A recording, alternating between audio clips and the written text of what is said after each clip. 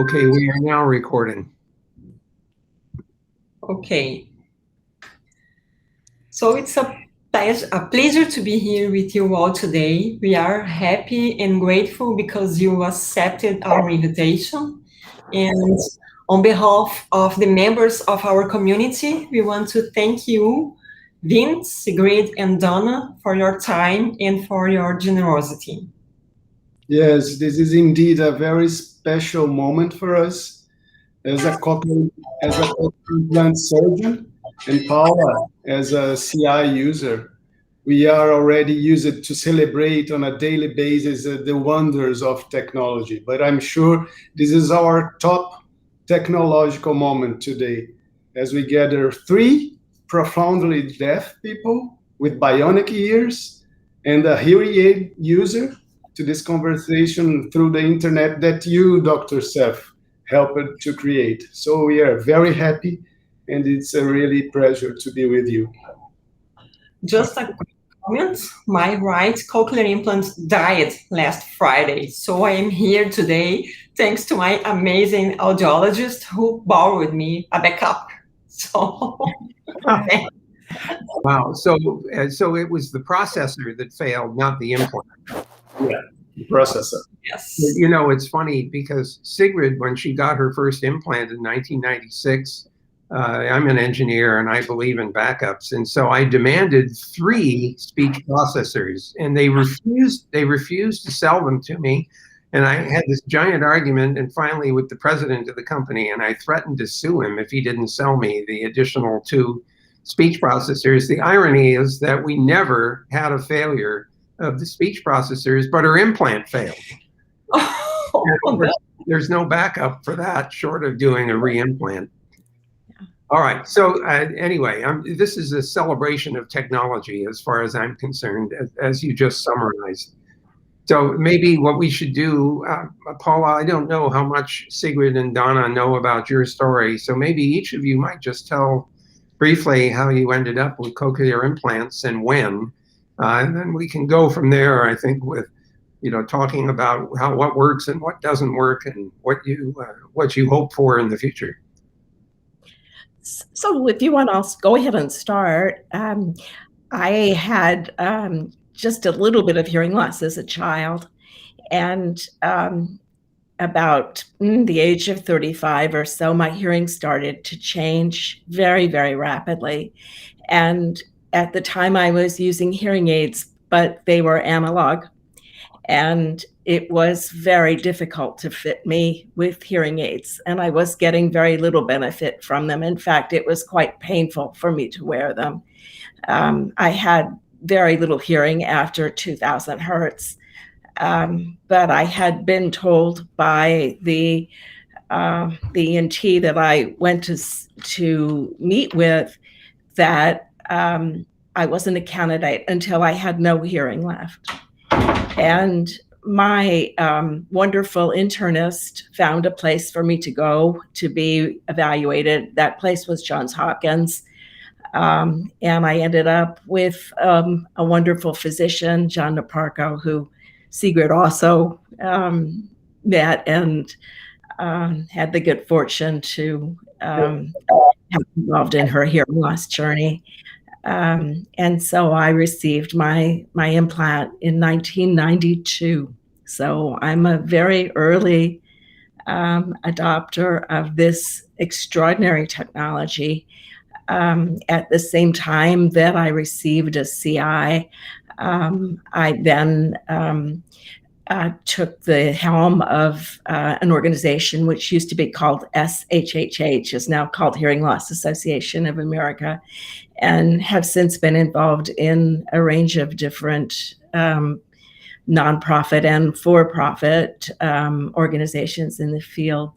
And then this is my finest gig that I'm in right now, the American Cochlear Implant Alliance, a new organization that we started to improve access to cochlear implants, to improve the way that people find out about the technology, to encourage research, and to advocate in different ways with the public and private sector to enhance the ability for people to receive an implant and to receive it at the right time.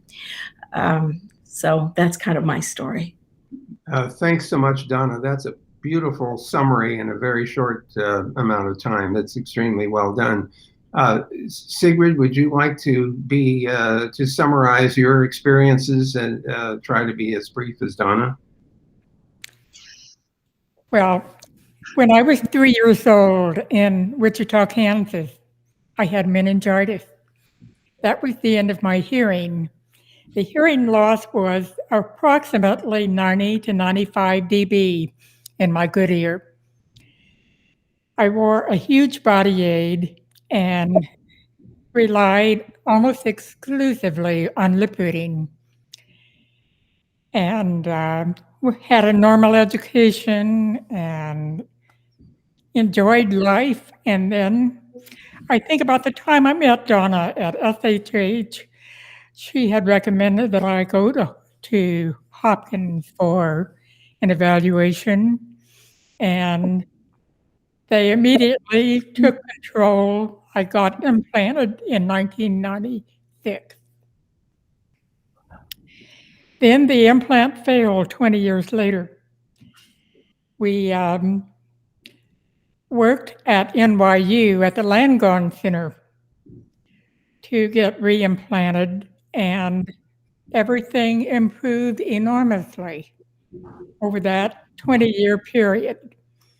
I am now able to understand speech, primarily newscast from across the room, across a very large room. I enjoy using an FM from room to room when I like to snoop on people. And I'm having a fairly normal life now. I knew Donna many years ago, and she joined a neighborhood book group. And we have a lot of fun together. And for the most part, we managed to hear, including speech read, most of these women. And there are normally about 15 to 18 women in our living room. So I think we're doing pretty well. We speak highly for what the implant can do. It's Vint. I might point out that the book club has not been meeting face-to-face for over a year now, or nearly a year, and they've been using Zoom. And Sigrid and Donna have been managing to make that work for them. In fact, it might work better than the face-to-face meetings because you have people whose faces are clear on the screen, and you have microphones that are not very far away from their mouths. So Paula, what's your story? Well, I started losing my hearing when I was a kid. I remember asking my mother what repeatedly when I was a kid, but I had a wrong diagnosis. So just when I was 16 years old, a doctor told me, you have severe bilateral hearing loss, and I have no idea how you can speak so well with this big loss, and because you never used hearing aids before. So I am pretty impressed with your speech and everything else. And I remember that day I realized so many things that made sense for me. Like when my teachers say things, I was always searching their lips, and I was always trying to find the best place into the classroom to listen. And going back home, I was always tired because I had to follow people's mouths everywhere. It was awful. Okay, so when I was 30 years old, I was profoundly deaf, and I finally made my first CI. And 1 month later, I met Luciano, and it was super special because I was listening again after 31 years of hearing loss, and then we met and started to do amazing things to make people understand how important hearing rehabilitation is, because I think people don't understand the importance of wearing hearing aids and doing a cochlear implant. And this has changed my life, and this is what I'm doing today. So you have been spending your time after the implant essentially going around teaching people that hearing is important, and you shouldn't ignore that.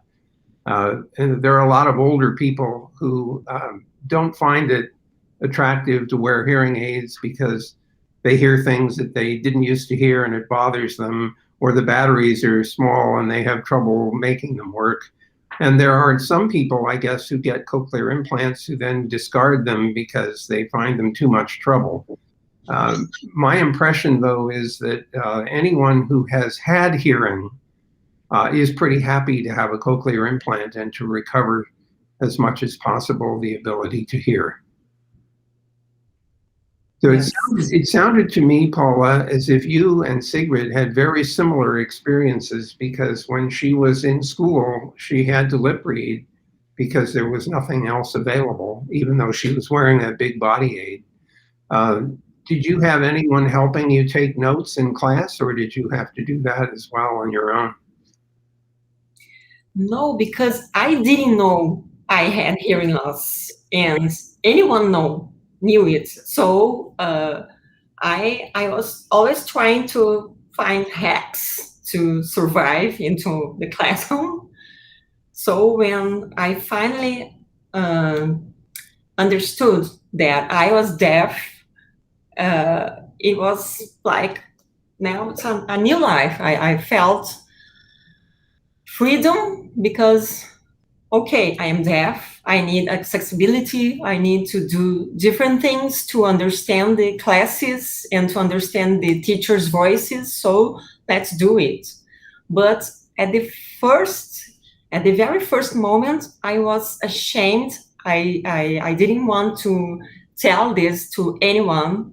I didn't use my hearing aids because I was super ashamed of being a hearing aids user at 16. I was the only in my school, so I didn't want to be different. It was very hard. But then you get older and wiser and change your opinion.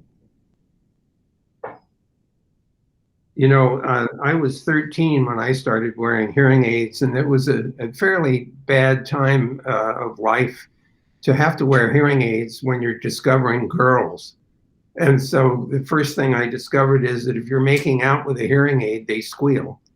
And if you take them off, then you can't hear. And so it's really a mess. Eventually, of course, I got through all that. Well, let's... I'm not sure what else we should try to cover here, but why don't we talk about things that work and things that don't work, even with having the implants. So what are some of the things that Sigrid mentioned, for example, using FM transmitters and infrared receivers and patch cords and things like that? She's a very heavy user of assistive technology and auxiliary or technology. So what about you, Donna? Do you make use of external microphones or FM transceivers or anything else? The main thing that I use actually is Bluetooth on the telephone. And I have used other kinds of technologies to connect with the phone before Bluetooth started to be part of the CI experience.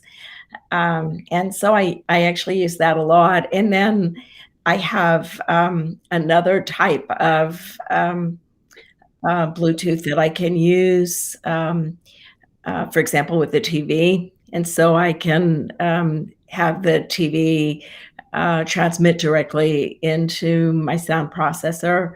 I can use that if I'm flying somewhere really, for a long time and I want to watch a movie. So I can connect in and have the sound go right into my sound processor.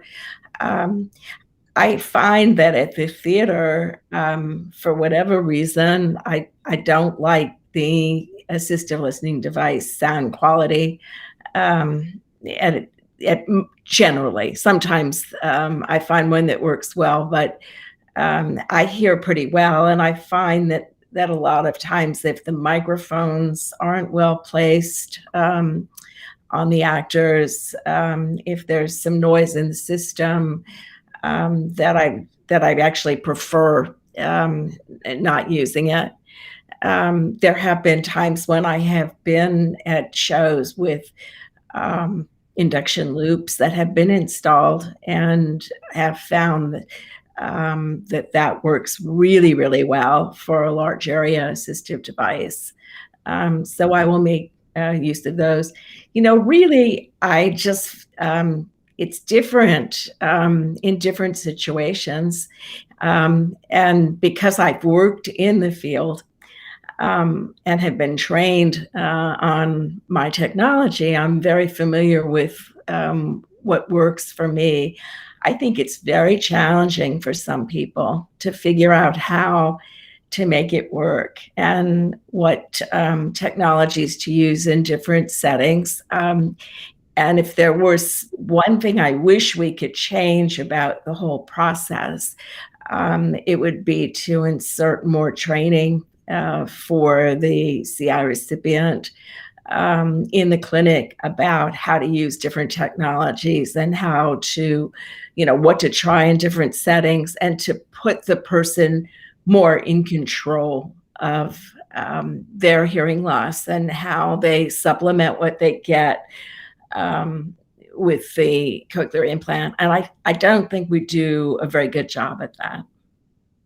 So how does that work out for you, Paula? Are you using a lot of auxiliary equipment in addition to the speech processor and the built-in microphones? Do you use FM transmitters or patch cords or anything? To be honest, no, I don't use it. This CI processor I have, it connects directly to my cell phone, so I don't need any extra device. And background noise is a problem for me. I can't understand what people say when there is background noise. Every situation with this kind of background noise makes me feel very insecure. And I would say that something I love about this CI is that I can turn it off, because we have 4 children at home screaming all the time. So I think the best part of this technology is having the choice to turn it off. I think maybe it is funny, but Yes. This is hilarious. So Sigrid, you should tell people what you tend to do about not wearing your cochlear implant. I generally turn it on around 5 in the afternoon because I want to hear what Vint has to say. But I work better, faster, more efficiently in peace and quiet, so why not keep it off? When I'm working in bed, this noise from the pillow or the cushion behind me is really loud. I don't need to listen to that garbage, so why bother? I have enjoyed growing up with this implant because I realized, wow, what I have been missing all of these years is being able to hear without speech reading, no more lip reading. And to practice that, I would listen to many people who called on the phone. I loved telemarketing calls. Oh my gosh. They went on and on and on. But the best part was the 520 audiobooks that I managed to get through over about 3 years. I just loved being able to hear accents and learn how to pronounce new words. And so I just had these books going all day long. No matter what I was doing, I was tuned out because I was tuned in. So I have a question about music and how that has worked out for each of you. So for Sigrid in particular, music was not working very well with her earlier implants. I took her to an organ concert many years ago. The organist was playing a Bach concerto, and Sigrid reported that it sounded like a garbage disposal. So we left the concert. And more recently, though, with the most recent implant in 2019, with the latest technology, her acuity for music, even complex music, whether it's Bach or Wagner or something, Beethoven, has improved dramatically. And so I wonder whether Paula and Donna, you are able to listen to music, and if so, what kind of music works for you? Well, I should say that I was trained when I was younger, I played classical guitar. And so I played for probably 10 years and then went off to college and didn't play anymore. And then my hearing started to change fairly rapidly. But when I was younger, I liked the things that people my age were listening to, which was rock and roll and blues and folk music. James Taylor, I don't know whether you know James Taylor in Brazil, but he was my favorite. So that was the music that I knew growing up. And I find that the music that sounds the best to me through my cochlear implant is music that I knew when I was younger. And you do have that memory, that brain memory of what music was like. If you know the words to songs, then you can fill that in. It's very hard to pull words to a song out if you don't know the words and you're listening to a song for the first time. And so that's my favorite kind of music. We do go to chamber music and to classical music concerts. And I enjoy that, but I know that it doesn't sound right because I remember what it was supposed to sound like. And cochlear implants have more difficulty dealing with the complexity of the tones of music, and more complex music is harder for us to get everything that Vint you would get, or Luciano that you would hear. And so it doesn't sound exactly right to me. Does that bother me? No, I still can enjoy the experience of being in a theater and watching the musicians and being in a beautiful place and taking away from the experience the parts that I can pick up. And I have also done some training. There are some wonderful online tools that I have used that have helped me be able to pick out the parts of music and be able to appreciate the experience more. So Vint, that's my answer. It's not the same, but it is still an important part of the CI experience for me, and something that I love very much. I still listen to music. When my son got married a few years ago, the dance that we did, the mother-son dance, was James Taylor's "I've Got a Friend." That was something I knew from my years, so those memories I think are important to you, and if you can access them through your cochlear implant, it's important. It adds to the quality of your life. Paula, what about you? For me, when I am listening to music with my Bluetooth, I think it's like before the CIs, when I could hear naturally. But when I hear to music with background noise and without the Bluetooth, I don't enjoy doing this. So my relationship with music is not special because I was not a musical person before the CRS. But just like Donna, I love the old music from my teenager times. So I love the Titanic music and other old songs that people feel like, what? So many new musicians and new musics today, and you are listening to Titanic? Why? But I have this affective memory from the musics I could hear before I was profoundly deaf. That's why I love them. And we fight sometimes because he's very, very musical. And when I see him playing his guitar, I turn off my eyes and go to my bedroom. So he feels a little disappointed at me most of the time. Right? Say something. Yeah. Well, I have, Dr. Cerf, I have a question for you all.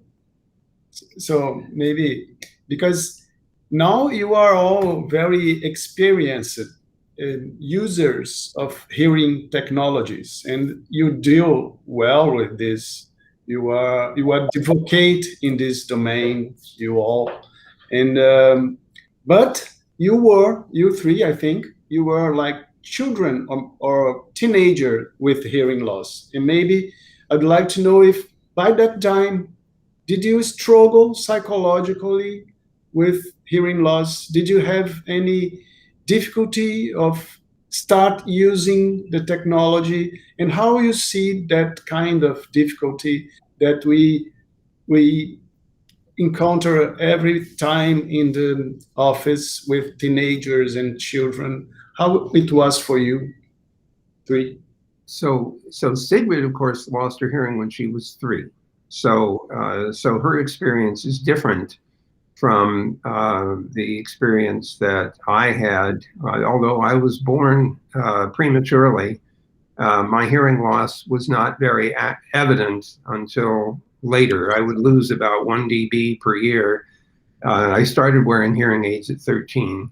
And of course, my hearing has gotten worse about 1 dB per year, but the hearing aids have been getting better. So I've managed to survive. It was awkward for me to wear hearing aids because I was the only kid in school that had them. And you had to fuss around with the batteries. And like I say, when you discover girls, there's awkwardness about having to go change a battery right in the middle of, something. So it was, for a period of time, I felt not ashamed, but just awkward about having to cope with my hearing aids. But as I've gotten older, I'm very upfront about saying, listen, I can't hear very well. So, you need to sit over here, or I have to sit with my back to the wall. And I would guess that Sigrid and Donna and Paula all have found coping mechanisms to figure out how to cope with what they know is coming. So if it's a dinner party somewhere, or it's some other event where there's going to be background noise and things like that, you with enough experience, you begin to deliberately take charge of what your circumstances are, and don't allow yourself to be forced into a situation that's overly stressful.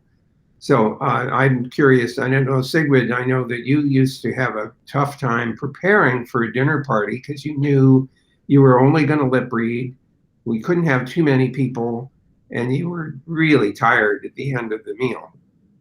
I remember, thank you for reminding me, about 20 years ago, I realized that it took very careful planning to put together a dinner party where I could completely forget what I had made to eat and focus on the conversation.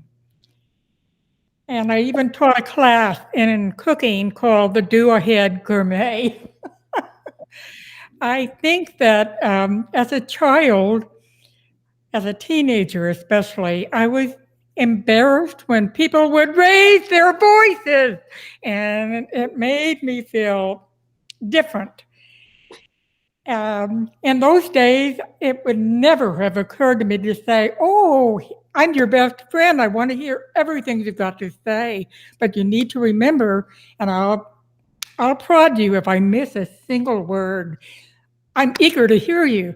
It was never like that. It was about hiding it.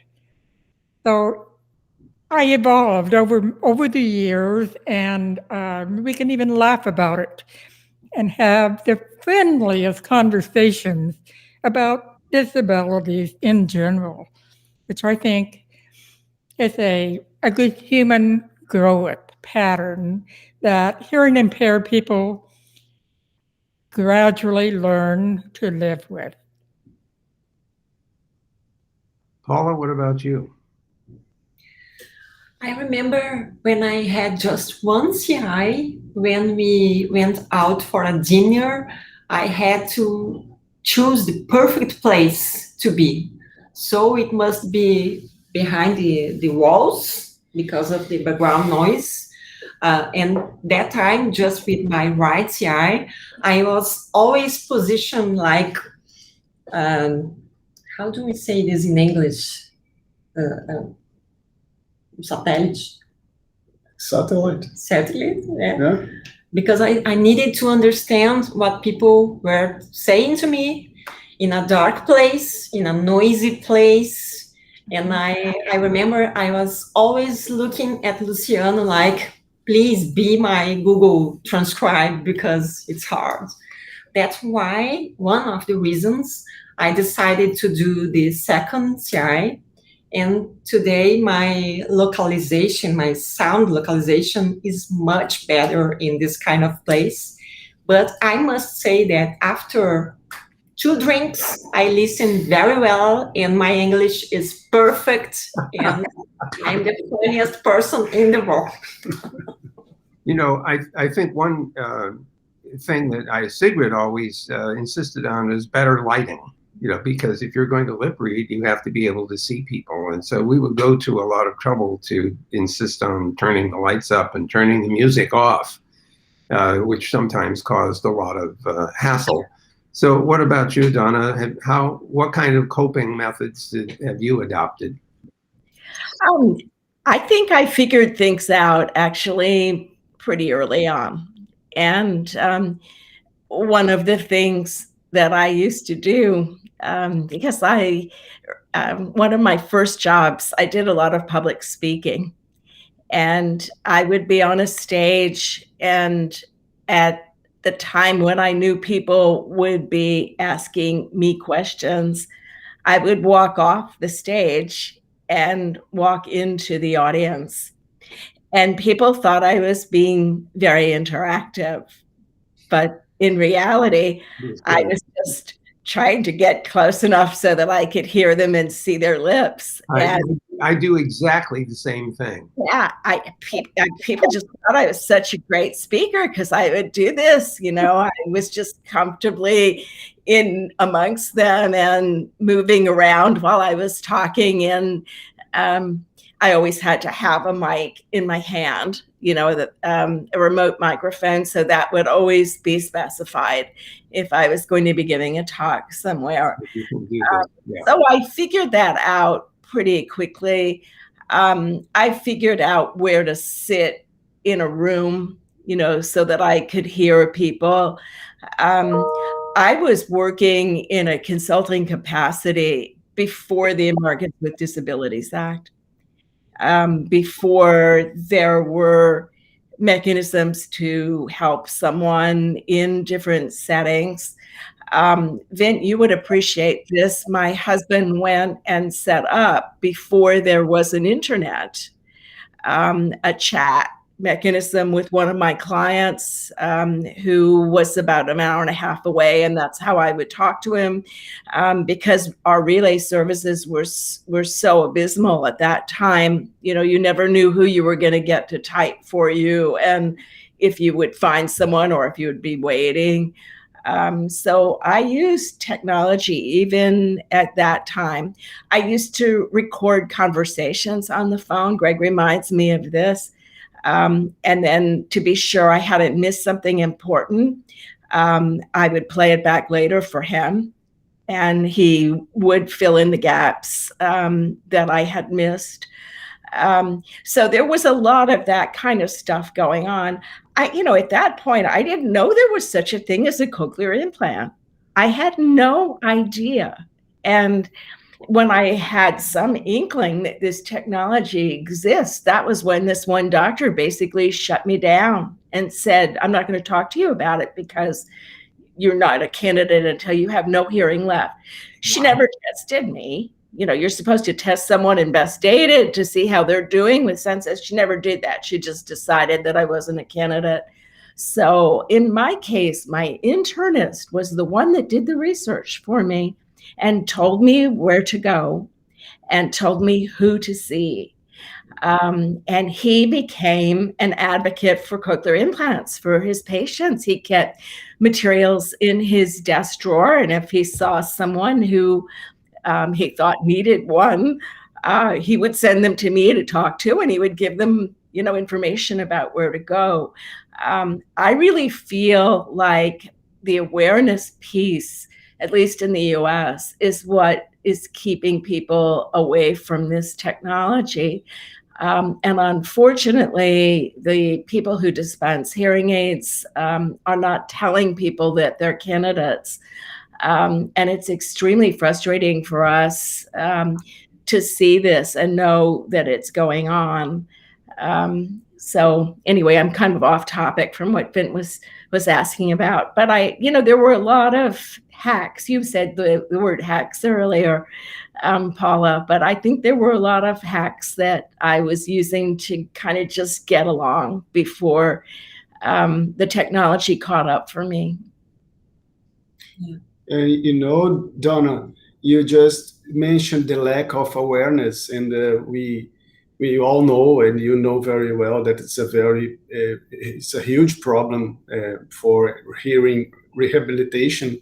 But we see as doctors that lack of awareness inside medicine, and this is even worse, because if you think that pediatricians or other generalists that have the patients with hearing loss, and sometimes they just heard about cochlear implants, they just heard about hearing aids, and I'm sure you work on that on ACI. I'm sure you work on that. We work on that on our projects, and lack of awareness to the general public, but even inside the medicine community, the medical community is a very big problem. And I don't know, it seems almost impossible to solve that problem. I don't know if you have any thoughts on that. I really agree with you. I'm going to tell you a true story. It's kind of funny in some ways and not in others. A few years ago, my mother was in the hospital for a long time. She had pneumonia, and she at that point was probably 89 years old, so it was quite serious. And so she would be in and out getting her chest x-rays done until she would recover from the pneumonia. And I was there one day waiting for her to come back, and there had been assigned to her a fourth-year medical student from a local medical school who was tracking her. She was in her elderly segment of her medical education, and so she was spending time with my mother to see, how she was recovering from pneumonia.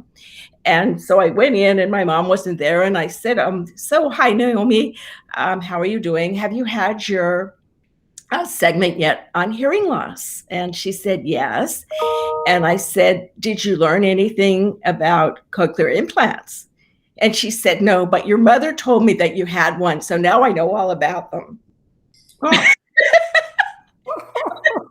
This was recently. This was George Washington University Medical School.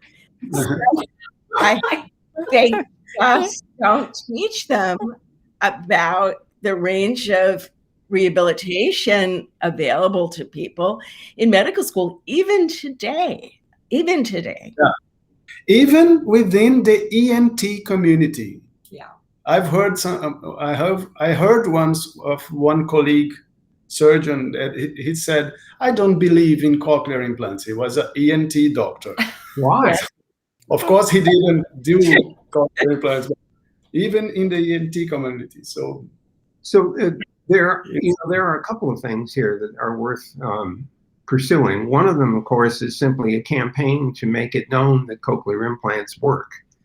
We also have to admit they don't necessarily work for everyone, and they don't necessarily work the same way for everyone. Some people are really very successful, like the three of you, who I think are sort of several sigma out from the average. And there are some people for whom it doesn't work. I know one woman who had 3 attempted operations, none of them ever worked, and so that was a terrible story. But there's another thing which happens, and that is that a lot of people are aware of this for children because they sort of resonate with the idea that a child is born deaf of hearing parents and should have hearing because that's normal. And of course, there's the deaf community with a capital D and a capital C, which believes that deafness is not a correctable condition. It's a wonderful thing, and we can sign, and we don't need your stinking cochlear implant. And so there's a lot of tension there. For late deafened adults, which is what the two of you, Donna and Paula, are, there is insufficient attention paid to training and teaching about how to make best use of the implants. Sigrid, you've complained about that many times, that for older recipients of cochlear implants, the audiologists don't go out of their way to tell them all the ways in which they can use additional technology to maximize the use of their implants. So, Sigrid, have you had any thoughts at all about improving that situation? I'm not sure what works in the professional field, but my personal observation is that if you have not undergone an implant yourself, you may have a very abstract approach to fitting a patient. And it's usually, in my case, it's been go into the clinic, get a test, an audiology test, and goodbye. So we will fit your implant according to your test.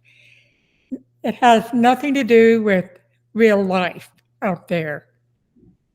How do you cope with X, Y, and Z? Oh, there are so many ways you can do it, but these things are never, ever mentioned in the clinic.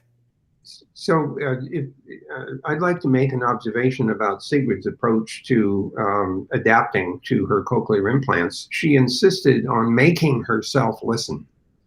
So when she got those 520 books on tape, it was to make herself listen. When she got the new implant, after the implant failed and we got the new one in 2019, she insisted on listening to television by not looking at it. She faced away from the television to make herself listen to the sound. Now, not everyone is disciplined enough to do that, but it's an important point that your brain actually will help you if you let it do that. And so one thing that we discovered from her newest implant is that we never remapped it. It started with the old map from the previous implant. And her brain adapted better than anything the engineers could do by changing the cochlear implant processor map. Her brain adapted to the incoming sound to the point where she started to enjoy music and all the other things that she mentioned. So those are lessons that I wish we could capture and share, because so many audiologists don't know about these things. You never mapped it again, just once? That's right. We never changed it. We didn't bother because we discovered that her brain was adapting to the input sound better than any kind of mapping tricks that you could play. And so this is a huge lesson about the adaptability of the brain. There's a word for this, I've forgotten. The plasticity of the brain is super impressive. And so we should pay attention to that and take advantage of it. I have one other point to make, and that is that when we were up in New York, getting Sigrid fitted with her new implant, the audiologist had never met anyone who used auxiliary equipment as intensely as Sigrid does. They had no idea that patch cords were useful. We had to go out of our way to get little microphones on cable properly configured for the implant, which turned out to be a non-standard thing. But they were just completely oblivious to this. So most of the implant users were being told, oh, you can hide this under your hair, and nobody needs to know that you're wearing a cochlear implant. And of course, Sigrid's reaction to this is, are you nuts? I'm going to use every possible thing to capture every available decibel. So, buzz off. We're going to run out of time in 3 or 4 minutes, according to my calendar, although we could go on a little longer beyond that. What have we not talked about that any of you think we should discuss? Vint, I have a question for you, a special question from our community members. Why do we have so few people with disabilities in leadership roles, and how do we change that? This is a question that Google has been asking itself ever since I've been with the company. It's 15 years now. And I'm happy to say there is a growing appreciation at the top levels of the company that disability it does not mean you can't do the work. It might mean you might not be able to jump over a 6-foot pole or something, but it doesn't mean you can't do the work. And so there's a growing appreciation for this realization. The second thing is that you have to go out of your way to accommodate people, even to find them and to meet them and to interview them. You have to, if they need assistive technologies, they need to tell you that. And too many people are afraid to say anything about a disability they might have because they think that they won't get hired. And so it's one of those catch-22 things. Companies have to go out of their way to say we want to accommodate people with disabilities. This is not a black mark or a check or something in your job interview, but you have to walk the walk. You really have to accommodate. And there's a very peculiar thing which is happening right now here in the US and elsewhere, and that's this privacy issue is colliding with people's willingness to share information about disability, because you're not supposed to ask. And it's sort of like having an interview on the telephone and asking somebody, and what color is your skin? And so you're not supposed to ask. And so you can't say, do you have a disability? And since you're not allowed to ask, how the hell do you ever know, especially if the person doesn't want to tell you? So we have to find a way to make people feel comfortable saying something about disabilities or the possibility of needing accommodation. And you need to be very upfront about that. So we're working on that with our interview process. And when we tell people, come and tell us about yourselves, we say, if you have a disability, don't be afraid to tell us about it. We want to accommodate. I remember some recruiters trying to call me insistently, and I was like, can you write me an email or send me a WhatsApp or an SMS message? Why do you need to call me? I can be walking on the street in a background noisy environment. So it's hard because I think there are so many things we need to change, but sometimes I feel we don't have the allies to do that, because people talk a lot about diversity and inclusion today, but they don't talk about people with disabilities or accessibility. Last week, I had to explain to 4 journalists why accessibility matters. Like, do I have to explain to you why I need captions, why this is important? But I feel people don't understand this. People who don't have a disability. So it's very hard to fight against this system. And here in Brazil, when you say, okay, I have a disability, they offer you the worst job with the worst salary, and you have no chance to have a better job in the same company with time. Well, one thing that I think we can do at Google is to, in fact, celebrate our leadership, and particularly if they have disabilities, to be upfront about that.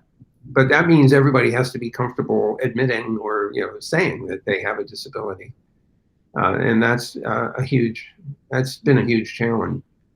So you just have to keep hammering away at this point. I mean, Sigrid and I don't do business with people that don't do email.